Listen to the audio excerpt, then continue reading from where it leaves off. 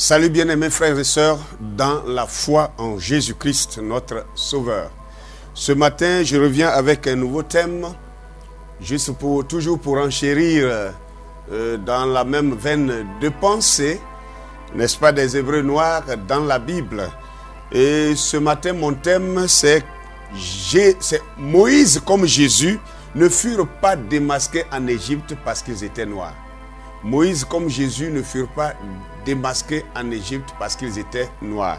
Déjà d'entrée de jeu, vous devez comprendre que Moïse a été caché par sa mère sur les fleuves du Nil et ensuite récupéré par la fille de Pharaon pour être élevé dans la cour de Pharaon lui-même. Et cet enfant n'a pas été reconnu comme un Hébreu par Pharaon, qui avait donné l'ordre de tuer tous les enfants hébreux. Alors donc vous devez comprendre que par là, ça veut dire qu'il y avait une similitude de couleur entre les deux peuples, à savoir le peuple hébreu et le peuple égyptien. Donc vous pouvez prendre avec moi Exode chapitre 2, le verset 1 au verset 10, c'est là que vous pouvez trouver l'histoire de la naissance de Moïse. Moïse qui est né alors que Pharaon avait déjà donné l'ordre de tuer tous les enfants mâles d'Égypte. En Égypte, tous les enfants hébreux mâles en Égypte, et que les sages-femmes avaient refusé d'obéir à cette règle-là. Alors Pharaon était passé à un deuxième décret, et le décret qui était maintenant que les soldats devaient passer de famille en famille pour abattre, pour tuer, pour égorger tous les enfants mâles qui naissaient dans les familles hébreux. Et donc la Bible dit là, dans Exode chapitre 4, Exode chapitre 2, le verset 1 à 11, comme je vous l'ai dit, que Moïse est né dans cette condition-là. Étant né dans cette condition, sa mère l'a gardé en secret pendant 3 mois. Et après 3 mois, la Bible dit qu'elle ne pouvait plus continuer de garder l'enfant car l'enfant était devenu un peu grand.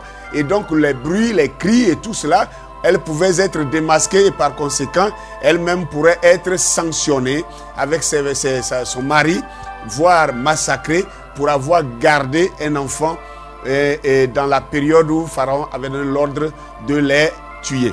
Alors donc cet enfant, Moïse, a été recueilli par la fille de Pharaon. Et celle-ci qui n'avait pas d'enfant l'a amené dans sa maison et l'a pris comme sa propre fille, comme son propre fils. Maintenant, laissez-moi vous parler d'une histoire extra. Je dis bien une histoire extra-Bible. Une histoire extra-Bible qui raconte que cette fille de Pharaon était mariée. Elle avait eu un mari égyptien comme elle, comme elle, de peau noire comme elle, et alors son mari était mort et maintenant sans qu'ils aient un enfant. Et alors donc c'est pour cette raison que cette fille a pu tromper son père, parce que quelques mois plus tard, elle va ramasser l'enfant Moïse dans une corbeille flottant sur le Nil, et elle va aimer ce petit garçon.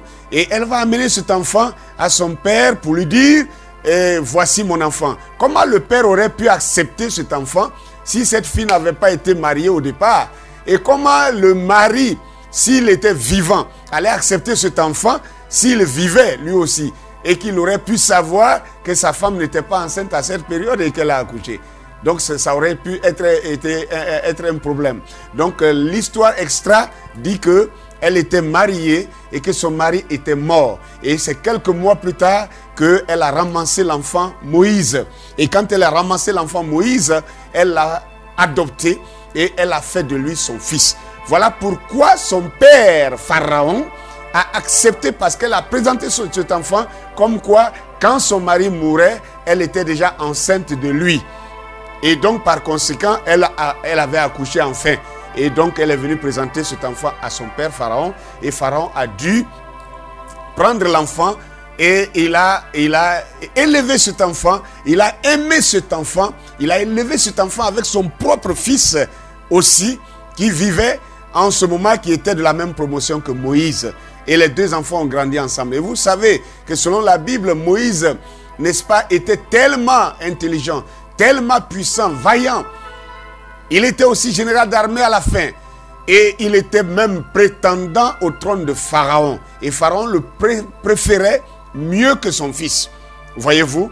Alors donc, autre chose aussi que je voudrais que vous voyez ici, là, c'est que quand cet enfant a été recueilli sur les eaux du Nil, la fille de Pharaon qui n'avait pas de lait dans ses mamelles a dû demander, chercher une mère nourricière. Et comme la mère de Moïse, la véritable mère de Moïse qui s'appelait Jochebed, avait envoyé sa sœur Marie derrière la corbeille pour savoir qui récupérerait son enfant. Alors Marie est venue proposer, non, si chère princesse, si tu veux, je peux te chercher une mère nourricière.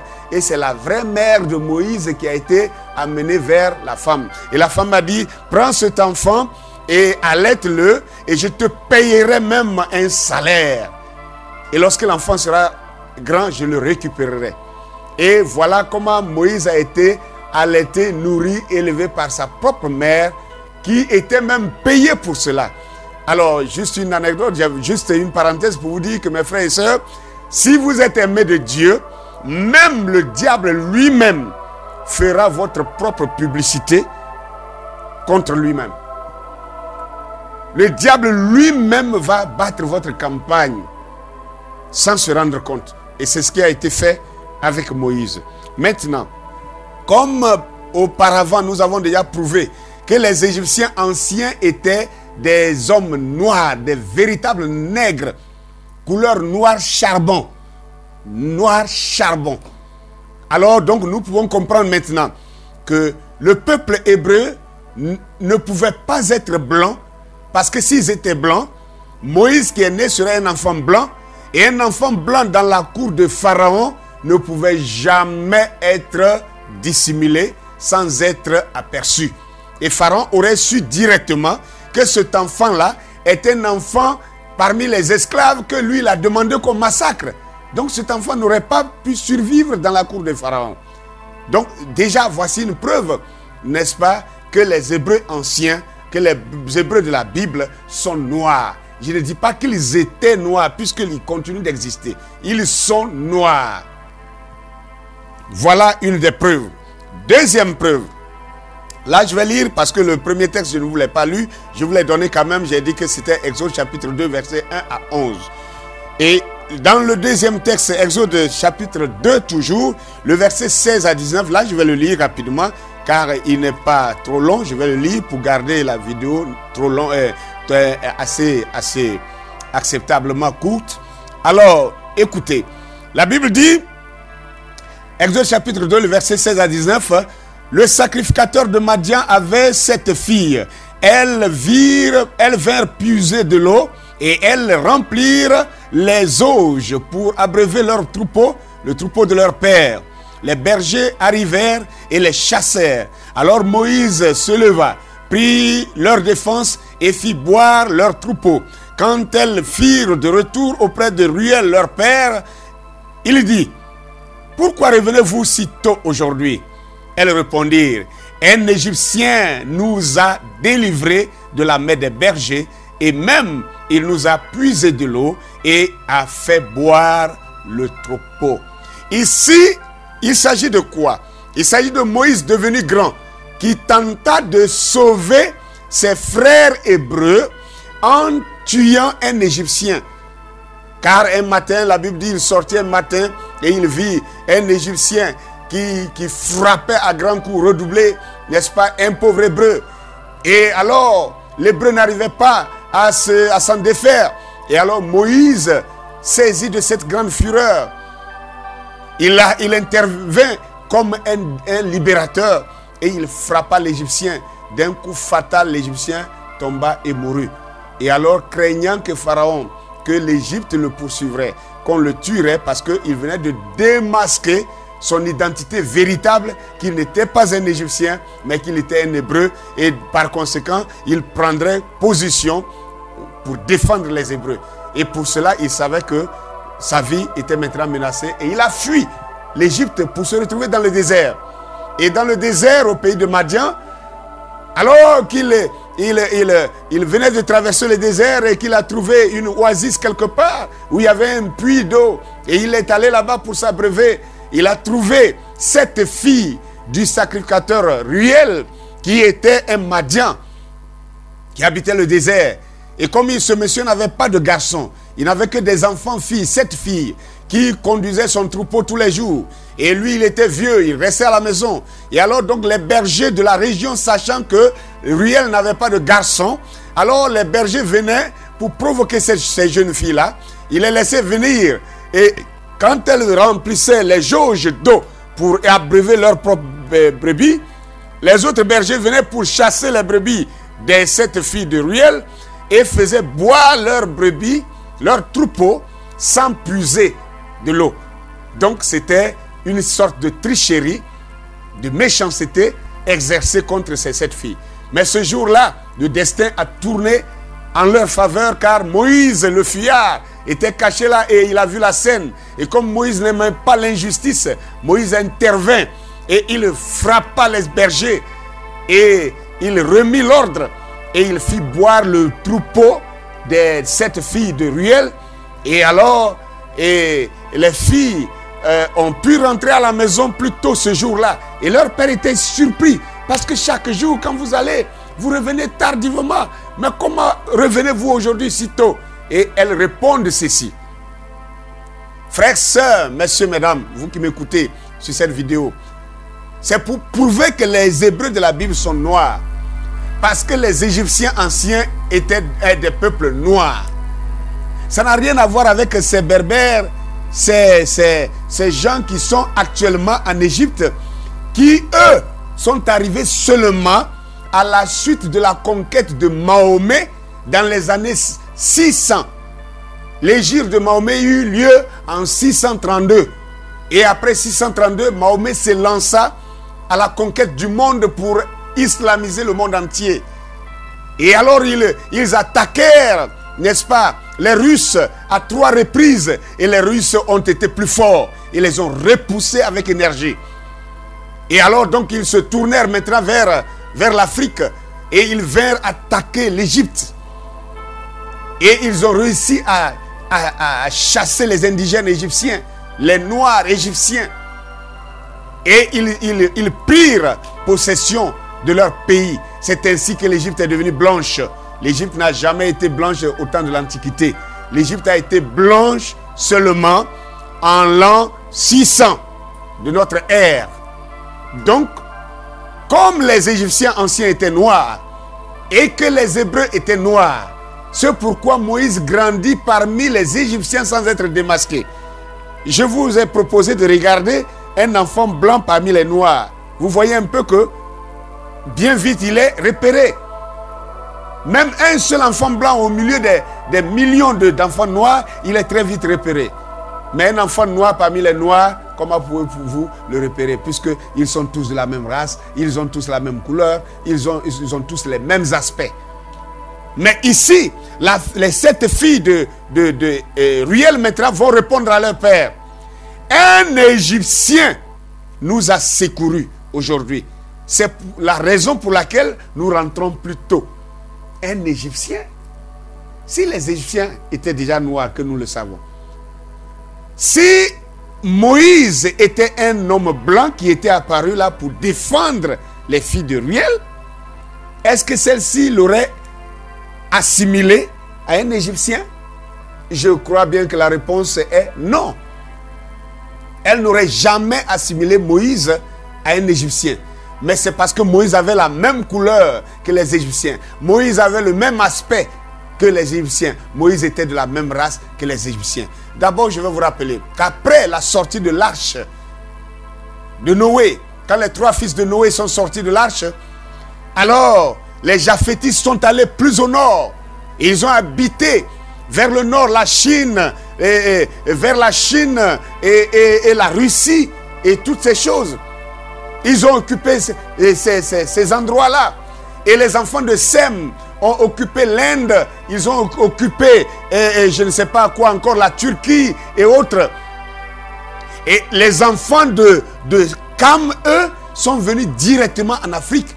et ils se sont installés, n'est-ce pas, là où les anciens Égyptiens étaient, là où étaient les pharaons au temps ancien. Donc, l'un des fils de Cam, qui s'appelait Canaan, qui lui était devenu le lien maintenant entre les enfants de Cam et les enfants de Sem, car lui, il est allé habiter, n'est-ce pas, dans la Palestine, l'actuel Israël. Donc les enfants de Cam et les enfants de Sem, il n'y avait pas de différence car ils étaient de la même couleur. Ils avaient les mêmes peaux et ils commerçaient ensemble, ils se mariaient ensemble. Vous voulez les preuves que les enfants de Sem et les enfants de Cam se mariaient ensemble? Salomon a marié la fille de Pharaon. Salomon a marié des femmes noires parce que lui-même était noir, quoiqu'il était albinos. Salomon a marié beaucoup de femmes pour faire la paix dans son royaume, entre autres la fille de Pharaon. Et c'est elle qui déclare dans Cantique des Cantiques: je suis noire mais je suis belle, fille de Jérusalem. Alors, voyez-vous une preuve encore que les Hébreux étaient noirs, c'est que Moïse a été ici assimilé aux Égyptiens par les filles de Ruel. Nous n'en avons pas encore fini. Nous allons prendre Genèse chapitre 4, le verset 6. Genèse 4, le verset 6 nous déclare ceci. L'Éternel dit encore à Moïse: mets ta main dans ton sein. Il mit sa main dans son sein. Puis il la retira et voici sa main était couverte de lèpre blanche comme la neige. Voilà, c'est la seule lèpre que moi je connais dans la Bible ici. C'est la lèpre blanche. Il n'en est pas comme de ces faux prophètes qui déclarent que les Noirs, les hommes, les Africains sont devenus noirs par la malédiction de la lèpre noire. Il n'y a pas de lèpre noire dans la Bible. Juste pour éclairer un fait. Pour ceux qui comprennent, ils vont dire amen actuellement. Alors, messieurs, mesdames, écoutez bien mes chers frères et sœurs.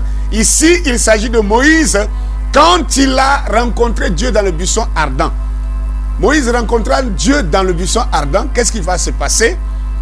Dieu parla avec Moïse. Et Dieu lui dit: qu'as-tu dans ta main? Il dit: un bâton. Il dit: jette-le par terre. Il le jette à terre et le bâton devient un serpent. Dieu lui dit: avance ta main et saisis le serpent par la queue. Moïse saisit le serpent par la queue. Le serpent redevint le bâton qu'il avait habituellement. Et Dieu lui dit: voici un signe que je te donne. S'il ne te croit pas, je vais te donner un autre signe. Le deuxième signe maintenant, Dieu dit à Moïse: mets ta main dans ton sein. Ça veut dire: mets ta main là. Mets ta main dans ton sein. Moïse mit sa main dans son sein. Dieu dit: retire-la. Et la main de Moïse retirée de son sein était couverte de lèpre blanche. Frères, sœurs, Moïse était un homme noir. Et la lèpre blanche, vous savez comment elle s'appelle aujourd'hui? Dans la science actuelle, on l'appelle le vitiligo.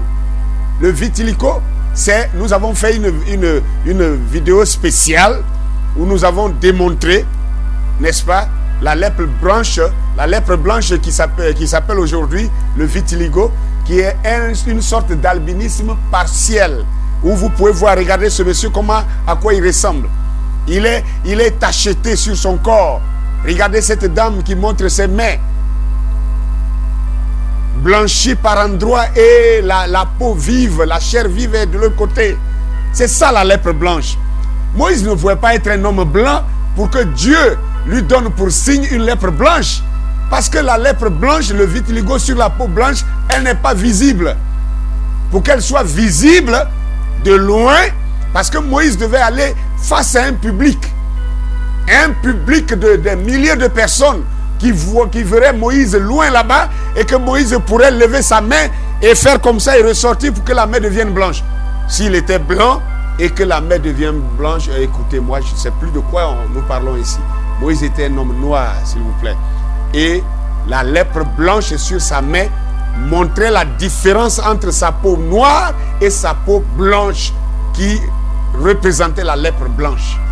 Et quand Moïse remit encore sa main dans le sein et qu'il l'a ressorti, Dieu avait guéri sa main de la lèpre blanche, et la peau de Moïse était redevenu noir comme à l'origine de ce qu'il était.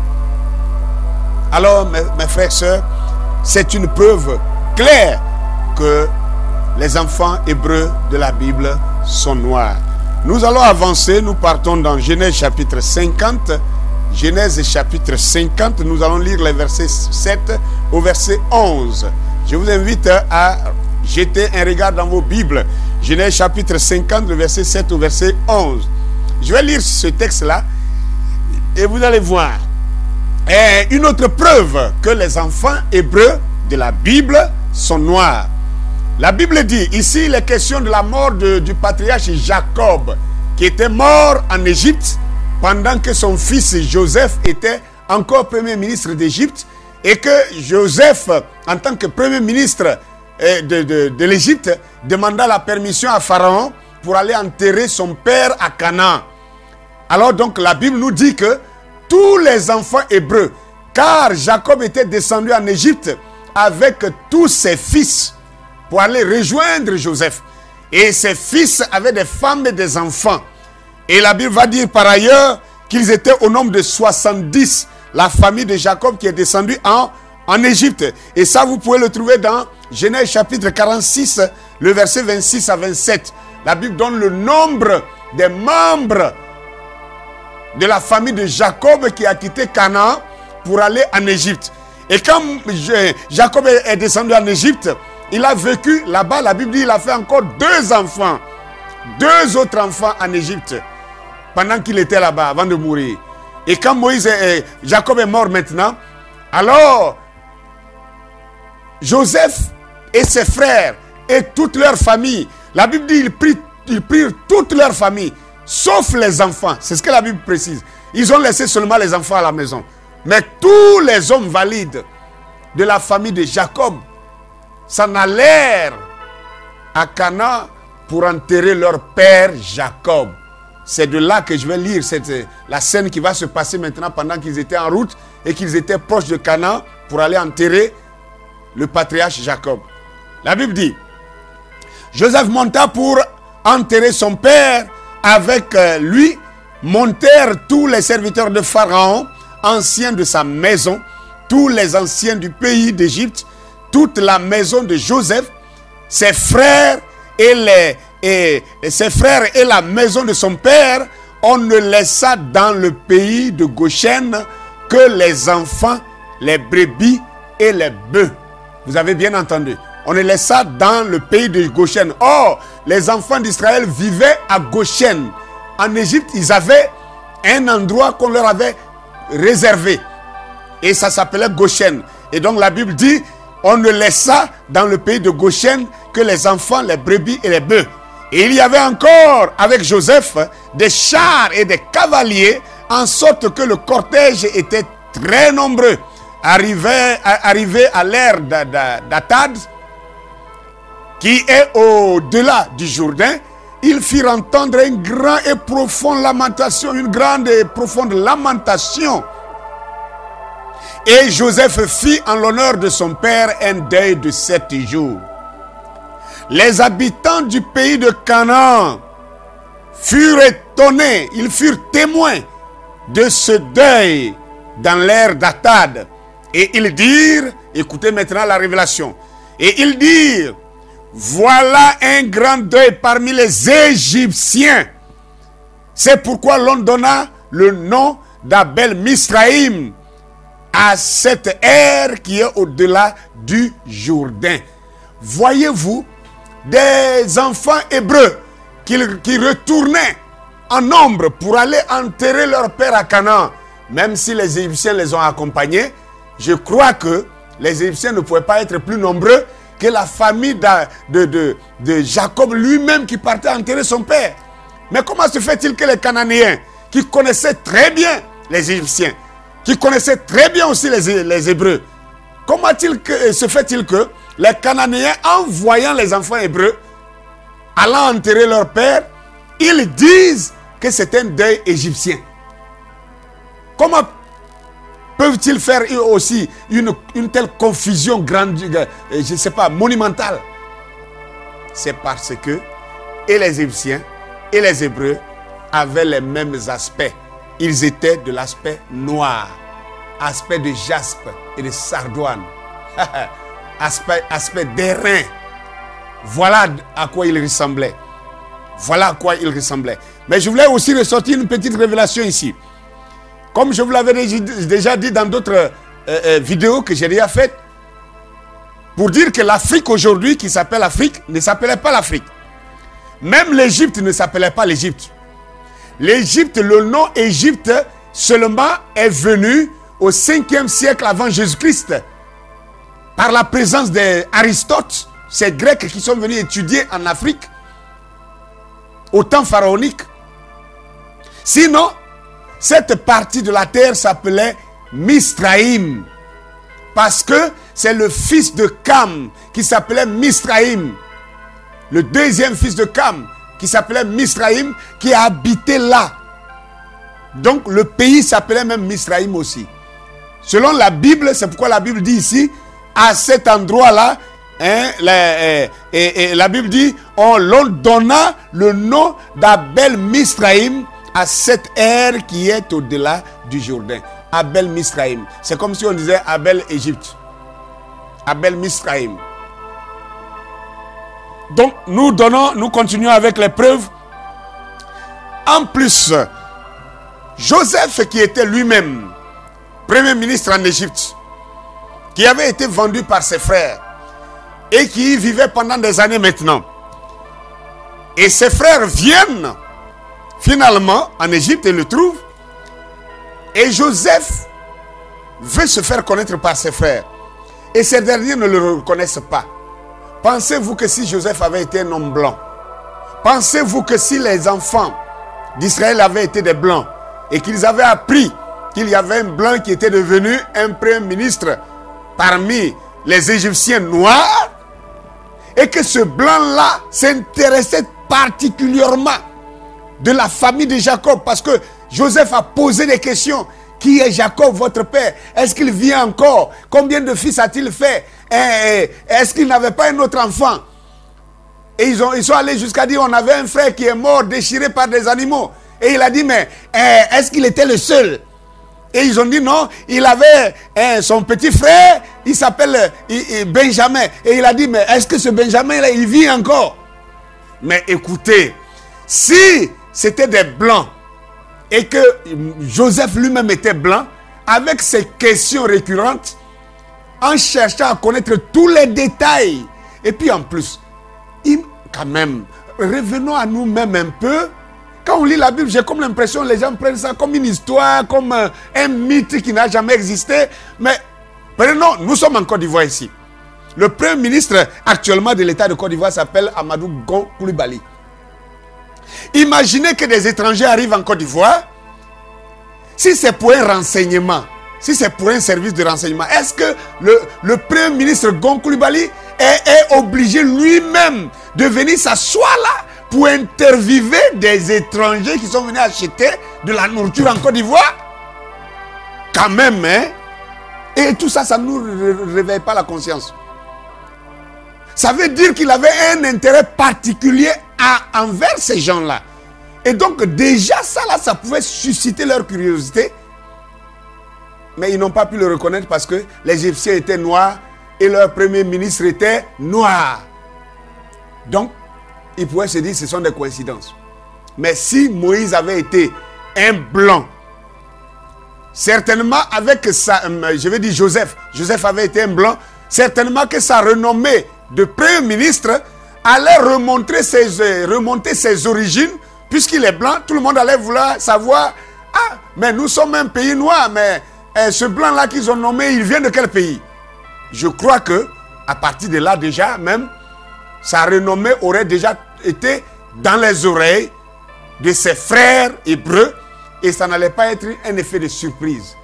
Donc, vous allez voir que Joseph, dans la Genèse chapitre 45, verset 1 au verset 2, il se fait connaître à ses frères en posant plein de questions, et ces gens-là n'arrivent toujours pas à le reconnaître jusqu'à ce que lui-même ait été obligé de dire, c'est moi Joseph, votre frère. Pourquoi? Parce qu'il savait que Joseph étaient de la même peau, c'est-à-dire eux tous ils étaient des hommes noirs. Si le peuple, les deux peuples étaient de races différentes, je crois que ça allait réveiller leur conscience à la suite des questions qu'il les posait. Réfléchissez-y vous aussi. Nous en venons maintenant au cas du Seigneur Jésus lui-même. Dans le livre de Matthieu, chapitre 2. Matthieu, chapitre 2, à partir du verset 13 au verset 15. Puisque j'ai donné pour thème que Moïse comme Jésus ne furent pas démasqués en Égypte parce qu'ils étaient noirs. Donc nous venons de voir que Moïse n'a pas pu être démasqué en Égypte parce qu'il était noir comme les Égyptiens. Donc nous allons voir le cas de Jésus aussi. Comment Jésus a pu se cacher en Égypte à un certain temps donné pendant qu'il était recherché par l'Empire romain qui avait ses tentacules jusqu'en Égypte. Parce que quand les gens parlent de l'Empire romain, même ils pensent que c'était l'Italie. Écoutez, je vous propose de regarder l'ampleur de l'Empire romain. L'Empire romain englobait l'Europe, une bonne partie de l'Asie, jusqu'en Afrique ici. C'est-à-dire la Libye, jusqu'à remonter, jusqu'aux approches de la Mauritanie. Voilà, toutes ces parties-là faisaient partie de l'Empire romain.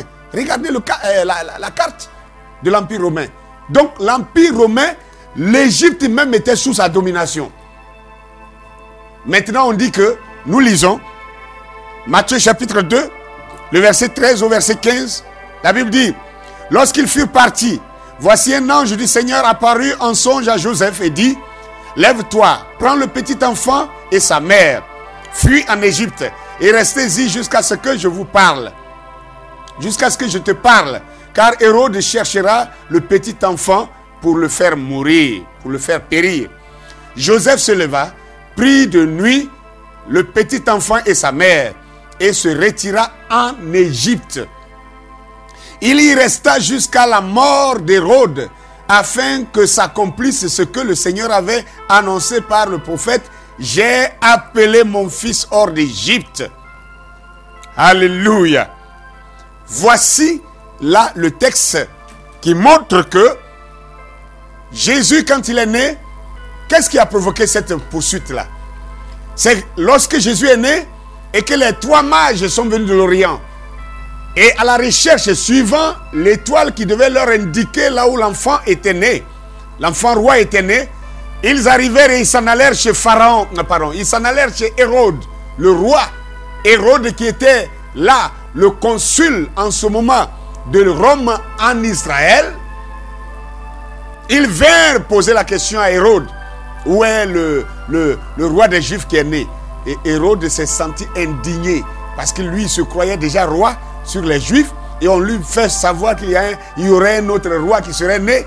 Alors il a pris un décret fatal, et il a demandé soigneusement d'abord à quelle période l'enfant serait né, et ils ont dit que ça serait, on a vu l'étoile depuis tel nombre de temps. Il a compris que l'enfant qui est né, qui serait l'enfant roi, serait né dans la fourchette des enfants qui sont nés depuis 2 ans environ. Donc il a donné l'ordre selon son décret de tuer tous les enfants mâles en Israël qui étaient nés et qui avaient entre 0 et 2 ans.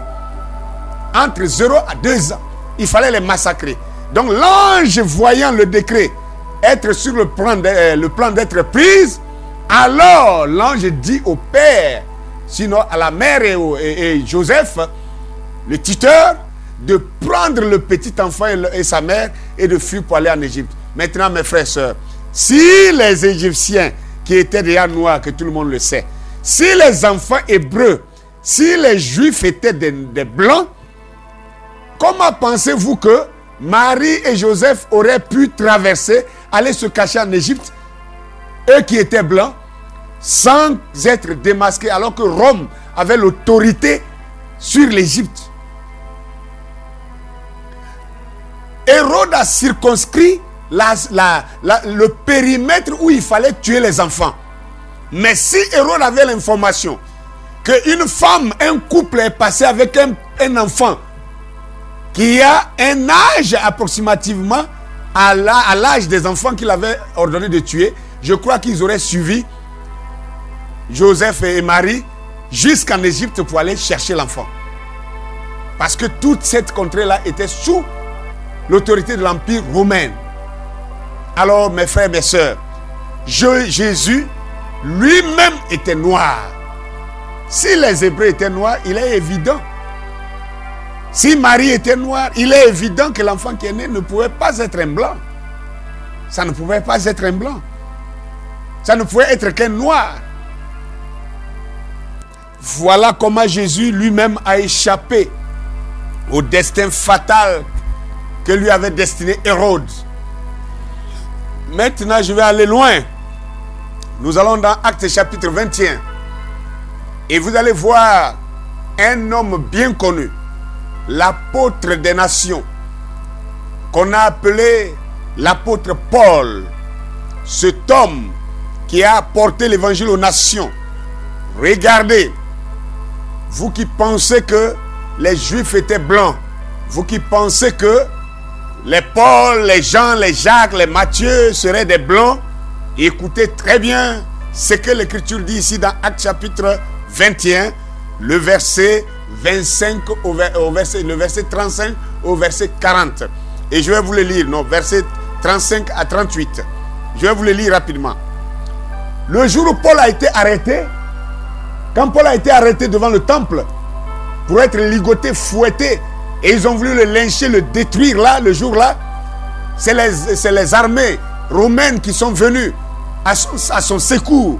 Et depuis ce jour, Paul a été ligoté, il a été pris comme prisonnier jusqu'à ce qu'il se retrouve à Rome. C'est cette histoire, là où ça a commencé, c'est là, et je vais le lire. Il est dit, j'ai dit déjà Actes chapitre 21, le verset 35 à 38. Il est dit, lorsque Paul fut sur les degrés, il dut être porté par les soldats à cause de la violence de la foule. Car la multitude du peuple suivait et criant, fais-le mourir. Au moment d'être introduit dans la forteresse, Paul dit au tribun, m'est-il permis de te dire quelque chose? Le tribun répondit, sais-tu le grec? C'est-à-dire, sais-tu parler le grec? Ah. Tu n'es donc pas cet Égyptien qui s'est révolté dernièrement et qui a amené dans le désert 40 000 brigands? Tu n'es donc pas cet Égyptien-là? Attends. Je peux voir le tribun enlever ses lunettes comme ça et jeter, ouvrir grand ses yeux et dire, mais attends, Paul, parles-tu le grec? N'es-tu donc pas cet Égyptien? N'es-tu donc pas cet Égyptien qui récemment là a fui dans le désert en emportant avec lui 4000 brigands? Ça veut dire que l'apôtre Paul a été assimilé aux Égyptiens. L'aspect de Paul était comment alors? Si Paul était un petit blanc, comme on le pense, alors que tout le monde savait bien, il était bien connu que les Égyptiens antiques étaient noirs. Comment est-ce qu'on pouvait comparer un homme blanc à un nègre comme moi? Comment? Donc l'apôtre Paul était bel et bien un homme noir. Un homme noir. L'apôtre Paul était un homme noir. Et Paul dit, je suis hébreu, fils d'hébreu, de la famille de Benjamin. Voilà ce que l'apôtre Paul dit. Il est hébreu, fils d'hébreu, né de père et de mère hébreu, de la tribu de Benjamin. Voilà. Il dit, êtes-vous juif? Je le suis moi aussi, car je suis de la tribu de Benjamin. Voilà ce que l'apôtre Paul dit. Paul était un juif et il était noir. Comment Paul pouvait-il être un juif et être noir, tandis que Moïse, lui, il est un juif et être blanc?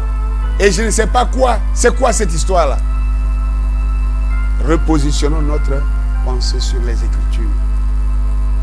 Le blanc a voulu implanter sa domination raciale sur l'homme noir et il a essayé de tout son possible Et il a essayé de changer, il a tapé le mental sur notre mental afin de montrer que l'homme noir était, n'est-ce pas, une race inférieure, que l'homme blanc serait un homme d'une race supérieure. Et si tel est le cas, il ne pouvait plus accepter que le peuple choisi par Dieu soit des hommes noirs. Vous devez le comprendre. C'est aussi simple que ça. Nous allons voir, comme je suis un croyant de Malachie 4, le message du temps de la fin, nous allons voir ce que Frère Branham dit. Le prophète Malachie 4 dit, par rapport aux Noirs, pardon, par rapport aux Juifs, aux Hébreux. S'il nous dit que les Hébreux sont blancs, je me soumets. Mais s'il dit que les Hébreux sont noirs, vous qui croyez que les Hébreux étaient blancs, soumettez-vous aussi à ça. Question-réponse du 3 janvier 1954 au soir à la citation 159, et je vais lire aussi la citation 162 et 163. Donc d'abord je suis à la citation 159. Voilà ce que le prophète dit ici. Bon, quelqu'un lui avait d'abord posé une question même. C'était une question, les gens lui ont posé la question à savoir, est-ce que c'est parce que Cam a été maudit que toute sa descendance est noire? Et maintenant, Frère Branham répondait à cette question pour dire non, ce n'est pas comme ça. Il dit ceci, bon, si vous pensiez que le fait d'être devenu noir, c'était cela la malédiction, eh bien, de toute façon, le juif est aussi noir. Frère, vous avez bien entendu. Il dit de toutes les façons, le juif est aussi noir. William Branham n'a pas dit le juif aussi a des cheveux noirs. Il n'est pas question des cheveux. Il est question de la race, il est question de la peau. Il dit le juif est aussi noir. Nous allons continuer. À la citation 162 à 163, il va approfondir cette déclaration en disant, maintenant, vous ne pouvez pas dire, je peux me rendre là, prendre l'Esquimau, là, loin, dans ce pays. Les Esquimaux, ce sont les premiers habitants de l'Amérique, pour ceux qui ne savent pas, juste je vous rappelle cela. Et avant que les Européens n'arrivent pour massacrer tout devant eux et arracher le territoire pour devenir les Américains que vous connaissez. Le vrai autochtone de l'Amérique, il s'appelait Esquimau, il s'appelait aussi Inca, il s'appelait aussi Maya, c'est ceux-là. Et William Branham parle de ces gens-là maintenant. Il dit, je peux me rendre là, prendre l'Esquimau, là, loin dans ce pays. Et il est là, et lui, il est plus sombre que les hommes de couleur que nous avons ici. Frère Branham, vous savez qui Frère Branham appelait les hommes de couleur? Les hommes de couleur, c'est les Noirs. Les Américains noirs sont les hommes de couleur. Nous, les Africains, nous sommes les hommes de couleur. C'était le mot que les gens utilisaient pour ne pas friser l'injure. Parce que le mot noir même, c'était un mot d'insulte. C'était une insulte à la race que nous sommes. Donc, pour ceux qui modéraient leur langage, au lieu de dire l'homme noir, ils disaient l'homme de couleur. Voilà pourquoi Frère Branham dit les hommes, l'homme de couleur. Et il dit alors que et lui, il est plus sombre.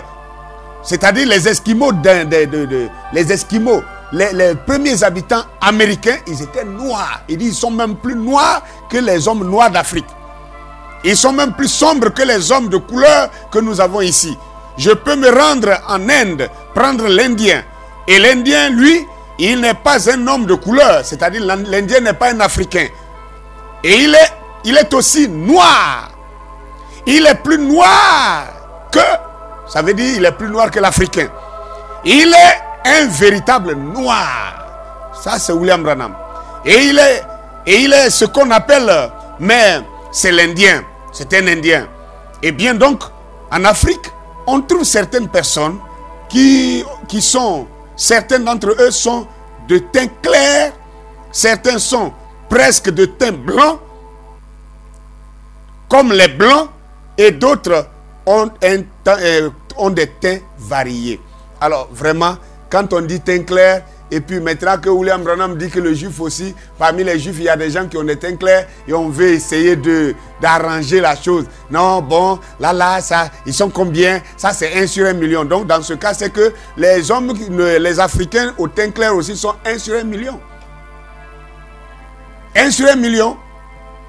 Donc qu'est-ce que vous comprenez par là alors? 1 sur 1 million? Ça veut dire alors que tout le monde est noir. Ne renversez pas la situation. Avant de dire ça, il a déjà dit que le juif, lui aussi, il est un homme noir. Il n'a pas dit brun, il n'a même pas dit brune, ou il n'a même pas dit bronzé. Quoique tous ces mots-là sont des synonymes du mot noir. Nous continuons. À la citation 163, il dit, allez chez les juifs et vous direz que tous les juifs ont un teint sombre. Il ne parle pas de leurs cheveux, il parle de leur teint. Quand on dit, celui-là, il est de teint noir, de teint clair, on parle de la peau. On ne parle pas des cheveux. Quand on dit d'aller chercher sur Internet, vous allez vous taper brun. Quand vous tapez brun, le blanc, il vous montre les cheveux d'une femme blanche qui a des cheveux noirs. Et quand vous voyez les cheveux noirs, vous pensez qu'il parle des cheveux. Non! Les cheveux sont noirs. C'est les cheveux noirs là qu'on a, le blanc dit brun. Maintenant, si vous voulez cherchez, tapez la peau brune. Peau brune. Si les cheveux bruns veut dire cheveux noirs, la peau brune doit être quoi? Soyez un peu, quand même, avec un peu d'intelligence. Hein? Nous lisons. Allez chez les juifs et vous direz que les juifs ont un teint sombre. Quand il dit teint sombre, ça veut dire quoi? Le teint sombre, c'est carrément noir. Le juif est une personne brune. Donc, allez chercher personne brune ou la peau brune. Vous allez voir ce qui va ressortir. S'il y a un seul blanc dedans, revenez me voir. Moi, je vais me repentir dans une autre vidéo. Les hommes bruns, la peau brune, c'est les noirs. Mais j'en ai vu beaucoup qui avaient des cheveux roux et des yeux bleus avec une peau claire. Voilà ce qu'il est en train de dire. Donc ils sont noirs, mais il y a quelques-uns parmi eux qui avaient aussi, n'est-ce pas? Ils sont noirs et il y avait quelques-uns parmi eux qui avaient les cheveux roux et qui avaient des yeux bleus. Voilà ce qu'il est en train de dire. Ceux qui ont les cheveux roux et les yeux bleus, c'est quelques-uns. Voilà ce qu'il dit. Sinon, tout le peuple juif est noir. Quel est le problème avec les gens? Je vais continuer. Dans la brochure C'est moi, prêché le 20 juillet 1960, à la citation 28, Frère Branham disait ceci. Oh, ce n'était pas parce que... Ah bon, je vais prendre un peu plus haut. Bien, ici, voyez-vous, Frère Branham voulait... Il parle de comment Jésus a reconnu Nathanaël, en disant que Nathanaël est un juif en qui il n'y a point de fraude. Donc, il est en train d'expliquer comment Jésus a pu reconnaître Nathanaël. Vous allez voir ce qu'il va dire de ces peuples-là, et particulièrement du peuple juif. Vous allez voir s'il dit qu'ils sont blancs ou ils sont noirs. Il dit ici, oh, ce n'était pas parce qu'il était habillé comme les Israélites. En effet, tous les orientaux, ils pouvaient bien être un arabe. Ou alors ils pouvaient bien être un grec. Ils portaient tous des robes avec des turbans, exactement comme les gens le font en Orient. Ils pouvaient bien appartenir à l'une de ces plusieurs différentes sortes de peuples d'alors, là dans la région orientale. Mais il ne s'agissait pas de son habillement. Il ne s'agissait pas de la couleur de sa peau. Ils étaient tous bruns sombres. Voilà. Donc le grec, l'arabe, le juif de l'époque étaient tous bruns sombres. Il ne s'est pas arrêté seulement à brun. Il dit brun sombre. C'est comme si on disait noir foncé. Excusez-moi, je vais m'adresser à mes frères en Côte d'Ivoire ici d'abord. En Côte d'Ivoire ici, il y a une langue qu'on appelle le Djoula. Dans le Djoula, sachant que tous les Africains sont noirs, quand un Djoula fait un enfant, si l'enfant est extrêmement noir, il l'appelle Tchefi. Tchefi, ça veut dire noir. Est-ce que ça veut dire que ses autres frères ne sont pas noirs? Ça veut dire que lui, il est extrêmement noir. Chez les Baolés, on dit Djablé. Djablé. Ça veut dire un enfant extrêmement noir, plus noir que ses frères. Nous connaissons toutes ces choses-là. Donc quand il dit brun sombre, ça veut dire très noir. Noir, très noir. Ils étaient tous bruns sombres. Il dit, ils étaient tous bruns sombres. Et ainsi, Jésus a dit, tu es un Israélite dans lequel il n'y a point de fraude. Un témoignage direct, véritable du Messie. Voyez-vous, tu es un Israélite dans lequel il n'y a point de fraude. Donc, ce n'était pas par son habillement, ce n'était pas par sa peau de couleur. Parce que frère Branham dit, si c'était par rapport à la peau, sa couleur de peau, alors il allait faire la confusion, puisque les Grecs, les Arabes et les Juifs avaient tous la même peau de couleur, ou la même couleur de peau, brun sombre. Voilà ce qu'il dit. Donc, une autre révélation ici que nous venons de voir, c'est que il n'y a pas seulement que le Juif qui est noir, mais encore les Arabes de l'époque, mais encore les Grecs de l'époque étaient noirs. Voilà ce qu'il vient de dire. Contestez-le aussi. Quand c'est moi, vous voulez... Non, le pasteur... La vérité est universelle. Vous n'avez pas besoin que la vérité sorte de votre bouche pour que ça soit vrai. Vous n'avez pas besoin que ça sorte de moi, ma bouche ou de la bouche. Si la vérité sort de la bouche de n'importe qui, même si vous n'aimez pas cette personne, si c'est la vérité, vous devez dire amen à ça, parce que la vérité, elle est universelle. La vérité n'est pas moi. La vérité, ça ne doit pas être moi. La vérité, elle est universelle. La vérité, c'est Dieu lui-même. Acceptons la vérité, car la vérité, elle est universelle. Je continue. Dans la brochure, nous voudrions voir Jésus prêcher le 1er mai 1958 à la citation 24. Frère Branham dit pratiquement les mêmes choses que ce que je viens de lire plus haut. Mais je voudrais quand même ajouter ça pour que ça étaye encore plus. Il dit aujourd'hui, cela pourrait bien paraître juste une petite chose quand nous y pensons. Quand nous y pensons. Mais savez-vous qu'à l'époque, ils s'habillaient tous de la même manière et qu'ils avaient le même aspect?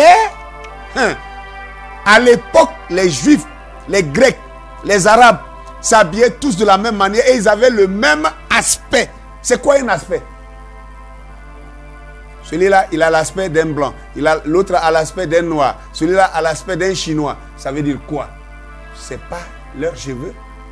C'est à partir de la peau qu'on différencie le blanc, le noir, le chinois.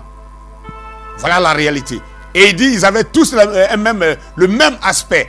Ils pouvaient bien avoir été arabes. Ils pouvaient bien avoir été un grec ou de nombreux autres peuples de l'Orient de l'époque. Ils avaient un teint sombre. C'est-à-dire, tous ces peuples avaient un teint sombre. Ils avaient pratiquement tous le même aspect. Et ils s'habillaient de la même façon. Mais Jésus a su qu'il était un Israélite et un homme honnête. Donc, le prophète était en train de montrer ici qu'il s'agissait du discernement. Ce n'était pas son apparence qui a fait savoir à Jésus qu'il était un Israélite. Ce n'était pas son habillement non plus qui avait fait savoir à Jésus qu'il était un Israélite. Ce n'était pas sa peau de couleur, la couleur de sa peau qui a fait savoir à Jésus qu'il était un homme, un Israélite. Mais c'était à cause du discernement, la puissance du don du discernement qui a permis à Jésus de savoir que Nathanaël était un Israélite en qui il n'y avait point de fraude. Voilà la réalité. Ici, maintenant, je vais lire quelque chose encore rapidement et puis je vais bientôt terminer. Je vais prendre le premier sceau. Premier sceau prêché le 18 mars 1963 à la citation 349 à 350. Écoutez bien, je vais le lire rapidement. William Branham dit ceci. Et après que l'église aura été enlevée, Rome et les Juifs vont faire une alliance l'un avec l'autre. La Bible dit qu'ils le feraient avec le peuple saint. Et maintenant, remarquez, ils vont la faire. Parce que pourquoi? Notre pays court la faillite. Et le reste du monde qui base son économie sur les talents or est tout aussi en faillite. Vous le savez, si nous avions en ce moment des impôts, de l'argent qui sera perçu dans 40 ans, où en sommes-nous? La citation 350 dit, il n'y a qu'une chose qui puisse se faire, c'est de retirer la monnaie de la circulation et de rembourser les bons. Et ça, nous ne pouvons pas le faire. Ah, pourquoi? Ils appartiennent à Wall Street. Et ce sont les Juifs qui sont à la tête de Wall Street. Le reste est au Vatican. Les Juifs possèdent le reste à Wall Street avec le commerce mondial. Nous ne pouvons pas retirer la monnaie. William Branham nous dit ici, dans ces deux citations, que les Wall Street des États-Unis appartiennent à des Juifs, comme le monde entier le dit aussi. Tout le monde dit que ce sont des Juifs. Donc ces Juifs qui sont là-bas, qui contrôlent le Wall Street Center, ne sont pas des Noirs. C'est là que vous allez prendre pour vouloir me contredire, parce que le pasteur Ake dit que les Juifs sont des Noirs, alors que les Juifs, William Branham dit que les Juifs c'est eux qui détiennent le Wall Street, alors que ceux qui sont à Wall Street là, ce sont des Blancs. Donc qu'est-ce que tu en dis? Je ne suis pas sans savoir cette citation, mais écoutez très bien. Si William Branham lui-même dit que les Juifs sont noirs, comment lui-même qui dit que les Juifs sont noirs, je vous ai lu ça précédemment, maintenant il vient dire ici que les Juifs détiennent le Wall Street Center. Et maintenant, bon, vous allez dire, mais ça met une confusion. Moi, je n'ai pas de confusion dans ma tête. Regardez la révélation. Même William Branham, dans la brochure, les 6 buts de la visitation de Gabriel à Daniel, prêché le 30 juillet 1961 au soir, à la citation 74. Écoutez très bien ce qu'il a dit tout à l'heure, et maintenant vous allez écouter ce qu'il va dire maintenant. Il dit, ils avaient amené le petit Benjamin là-bas, son jeune frère. Savez-vous qui Benjamin représente? Ce nouveau groupe de Juifs vraiment authentiques qui sont en train de se rassembler là-bas pour former les 144 000. Cette race qui est en train de se former, pas ces escrocs de Wall Street. Non, non, non, non. Alléluia. N'est-ce pas lui qui vient de dire tout à l'heure que ceux qui contrôlent le Wall Street Center sont des Juifs? Maintenant, il vient de nous dire ici que non, ceux qui contrôlent le Wall Street là, ce sont des escrocs. Ce n'est pas de ceux-là que lui parle. Ce ne sont pas des Juifs. Il dit non, non, non, non. Cette race qui est en train de se former, pas ces escrocs de Wall Street, non, non. C'est plutôt de la chair à canon. Ce ne sont pas des Juifs. Il répète encore, ce ne sont pas des Juifs. Bon, dites-moi maintenant, de quoi on parle? William Branham dit en haut là-bas que ce sont des Juifs. En bas ici, il dit, ils ne sont pas des Juifs. Est-ce qu'il est en train de se contredire? C'est parce que un prophète, quand il parle, tantôt il prend le langage que vous avez communément pour vous repérer là. Il prend ce langage pour vous parler d'une situation.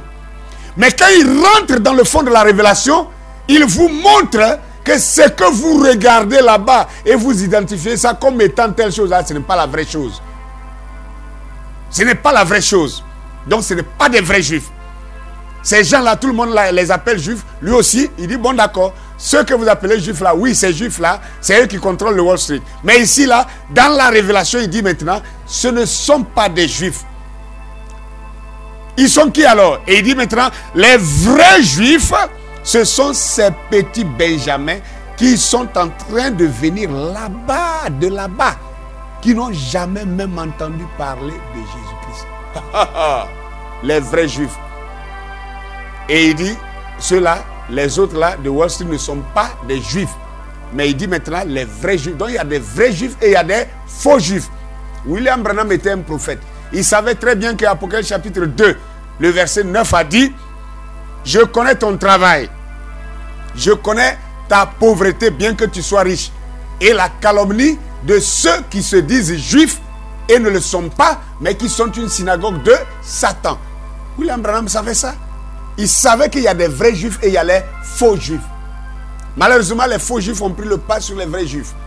Et comme les faux juifs, ce sont des hommes de couleur blanche, et que ce sont les blancs qui ont la parole dans le monde entier, alors ils font leur publicité comme ils veulent. Alors donc, quand ils ont formé un faux peuple qu'ils appellent les juifs, la publicité est passée facilement et tout le monde entier a pris cela comme étant des juifs de Dieu. Mais les vrais juifs de Dieu, les vrais prophètes les connaissent. Et ils ne les mélangent pas avec les faux juifs. Je vais terminer. Vous parlez à mes frères, tous les frères du message qui vont écouter cette vidéo et qui vont vouloir contredire parce que le pasteur a dit non, que voilà les juifs sont noirs alors que bon, nous on croit qu'ils sont blancs, etc.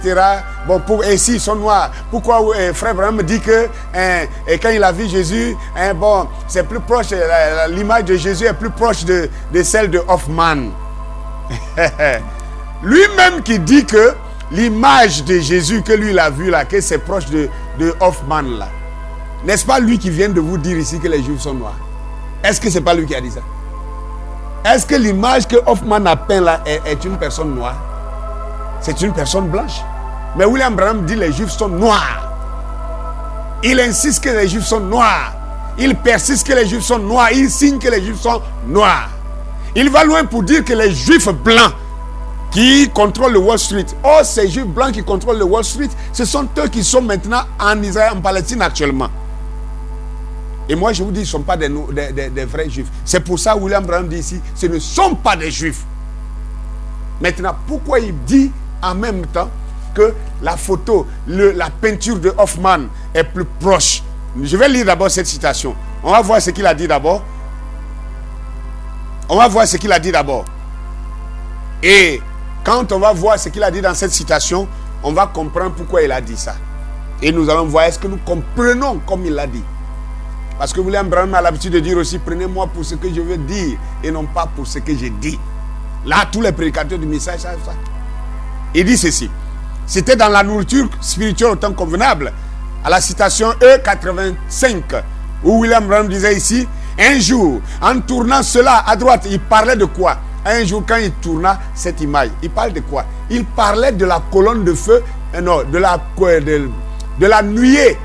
La nuée de gloire qui a été tirée en image, qui a été photographiée au-dessus de Flagstaff. Il dit, un jour en tournant cela à droite, j'ai regardé. Là était Jésus-Christ tout aussi parfait que Hoffman l'avait peint. Tout aussi parfait que Hoffman l'avait peint. Il se tenait là, portant une perruque blanche, regardant en bas. Je veux que vous remarquez les détails qu'il est en train de sortir ici. Portant une perruque blanche, regardant en bas. Regardant en bas vers la terre, montrant qu'il est l'autorité suprême. Les cieux le déclarent, la Bible le déclare, le message le déclare, tout cela. Mais c'est la même chose. L'autorité suprême portant la perruque blanche. Vous voyez bien sa barbe noire en dessous. Beaucoup parmi vous ont vu la photo. Nous l'avons là au fond. Tournez-la simplement à droite. Latéralement, observez là. Et voilà, tout aussi parfait que c'était. Comme si on l'avait photographié. Et eux la regardent dans un mauvais angle. Vous devez la regarder dans le bon angle. Et seul le Seigneur Dieu peut révéler quel est l'angle correct. Tournez-la à votre droite et observez-la. Le voilà juste aussi parfait alors que cela a été photographié là-haut. La citation 86 maintenant dit, la première fois que je l'ai vu, il ressemblait à la tête de Hoffman. Voilà ce qu'il est en train de dire. Il ressemblait à la tête de Hoffman, c'est-à-dire l'image que Hoffman a peint. Maintenant, je voudrais que ensemble nous puissions voir les détails qu'il a ressortis ici. Il dit, et comme nous tous nous le voyons, la colonne de nuée qui a été tirée au-dessus de Flagstaff, nous voyons que le Christ porte une perruque blanche. Est-ce que quand Hoffman a peint le visage de Christ, est-ce qu'il y a cette perruque blanche sur la tête de la peinture de Hoffman? Non. Et Frère Branham continue pour dire, observez cette barbe noire, cette grande barbe noire. Il dit qu'il a une barbe noire. Vous voyez bien sa barbe noire en dessous. Beaucoup parmi vous ont vu la photo. Donc il parle de la perruque blanche, il parle de la barbe noire. Maintenant, je vous propose de regarder les deux images. On met les deux images côte à côte pour que vous puissiez bien observer. Je vais vous montrer ce que je comprends. Si Frère Branham dit que les Juifs sont noirs, et si nous avons compris que l'ange même, qui n'était rien d'autre que le reflet de Jésus, Jésus lui-même qui apparaissait à William Branham, Frère Branham a dit à plusieurs reprises que l'ange qui lui apparaît était un ange de teint noir foncé, basané, brun. Il a déjà décrit tout. J'ai dit ça dans une autre vidéo. On a donné plus de 10 cotations là-dessus. Il n'a jamais dit que cet ange-là était blanc. Jamais que cet ange qui lui apparaissait était blanc. Jamais il n'a dit ça. Il dit plutôt qu'il est noir.